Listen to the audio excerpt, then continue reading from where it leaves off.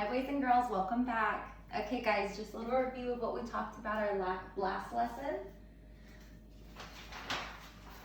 We talked about measuring weight and capacity.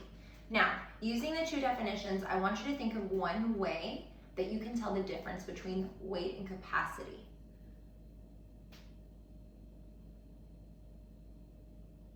What is one way that I could explain the difference between the weight and the capacity of something? Okay, hopefully you came to some kind of idea that the weight is talking about how heavy or light something is, and then capacity is how much can be filled inside of some type of container. Okay, so if it can't fill inside of the container, then we're probably not talking about capacity, right? Very good. Okay, now, so we're gonna take a look at weight. Again, how heavy or light something is. And hopefully we already made the connection that weight is kind of like we're weighing ourselves. So we might use a balance like we talked about before, or a tool, okay? Also, we could find the mass of something, which is also referring to weight, kind of like what we did in Mr. Stapleton's lab, okay? We used our pan balance, telling the difference between the mass of one thing and another item, okay? So we're gonna start with customary. I have an ounce, a pound, a ton. Now, right in the middle, I went ahead and I put an item, a pound. So your tablet at home that you might have or that you might be using, that's about a pound, okay? So it's not super heavy, right? Like compared to me, I am 128 pounds, okay? So I'm a lot heavier than a tablet. So 128 pounds, a person, 1 pound would be a tablet, okay? That's kind of telling the difference between a lot of pounds, like 128, and just one would be referring to a tablet. Now, my order that I have here is going from lightest to heaviest. So looking at our two items up here, I have a small car, I have a small car, and I have a strawberry. What would be lighter than a pound? A small car, a tablet? Is a small car lighter than a tablet, or a strawberry? You're right, a strawberry. So a strawberry is about an ounce. And sometimes whenever you go to the store, you might put some type of fruit item like a strawberry into a small bag, and then they also have balances or some type of scales at the store, so you can see how much of an item that you're getting. Well, that's looking for its weight, okay? So when you think of an ounce, it's smaller than a tablet, a lot smaller. It's 1 strawberry. And then our heaviest down at the bottom is a ton. When I think of a ton, I've heard them refer to an elephant as, I don't know exactly, I'm gonna say about, because remember we say about when it's not exactly, about 3 or 4 ton. So an elephant is very, very heavy. That's what that tells us. Well, a small car, your car outside that you get into, that you drive, that's also pretty heavy. That's a ton. Small car, small vehicle. Okay, now, whenever we're looking at weight, we have customary units of measurement, and we also have metric units of measurement, okay?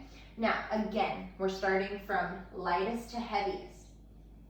When we're talking about a milligram, okay, I'm not really sure a milligram, but I know that a gram is about a dollar bill.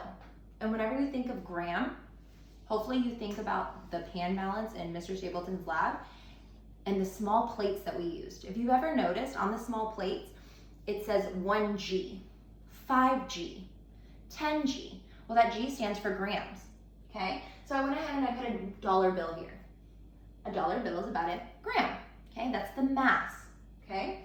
Now, if I'm looking at my two other items, I have a grain of salt and I have 6 apples.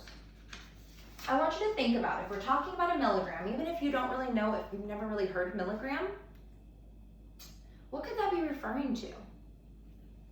What would be lighter than a gram, which is a dollar bill? Would it be a grain of salt or 6 apples? A grain of salt. A grain of salt would be about a milligram. That is a milligram, grain of salt. So a kilogram has to be heavier than a gram, right? Heavier than those small plates. That would be about 6 apples.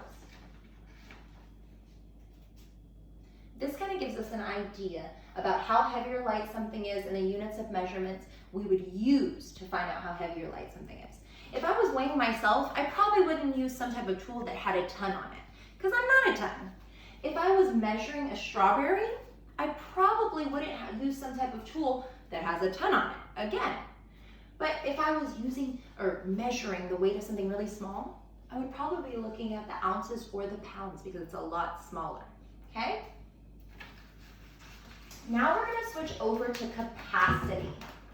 Units of measurement for capacity.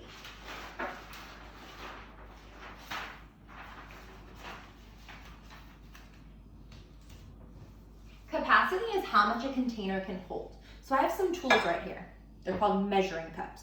And on my measuring cups, I have units of measurement. If you've ever noticed, some of them say cup, some of them say OZ, which stands for ounces, ML, which stands for milliliter,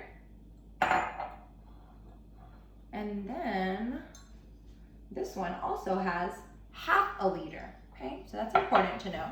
Alrighty, so we're gonna start again with our smallest unit of measurement when we're talking about capacity this time, which remember, it's usually talking about something that can fill a container, usually talking about some type of liquid, okay? Now the first one we start with is a fluid ounce. A fluid ounce is about a spoonful. This small spoon, whatever can fill this inside part of this spoon, that's a fluid ounce. It's not very big at all. That's kind of small amount of fluid, and fluid is some type of liquid. A cup.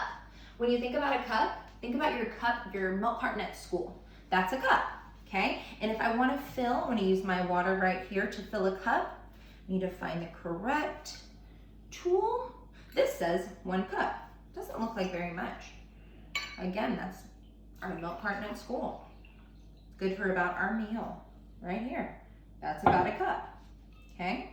So it's more than a fluid ounce, more than just a spoonful, but it's still not very much. Then we have a pint, okay? So whenever you think about a pint, this is how I think about it. I think about that large container of ice cream. Not that one. I would love that large container of ice cream, but that is not a pint. A pint is the small container of ice cream. That is a pint. A gallon is our large gallon of juice, or large gallon of milk that we might have at home that might last for a couple of days to a week, okay? So it's pretty big. If you notice, each time that we moved on to the next unit of measurement, it got a little bit bigger. A little bit more could fill the container. Now we also have metric units of measurement. A milliliter is about 10 drops from an eyedropper. I can't even use any of these containers because my smallest container here, it starts with 50 milliliters. Well, 1 milliliter compared to 50, that's a lot smaller. That's why it's 10 drops from an eyedropper, which is very small. Kind of like the drops of rain that come from the sky, 10 of them. That's not very much.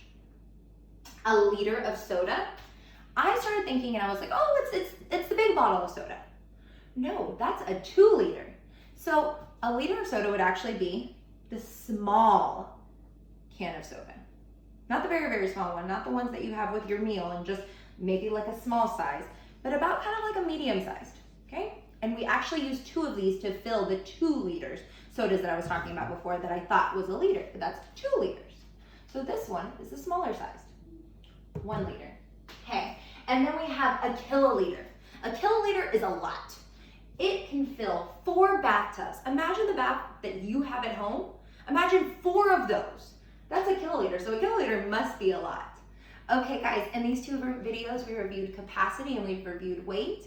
Hopefully these were helpful. It was nice seeing you all again.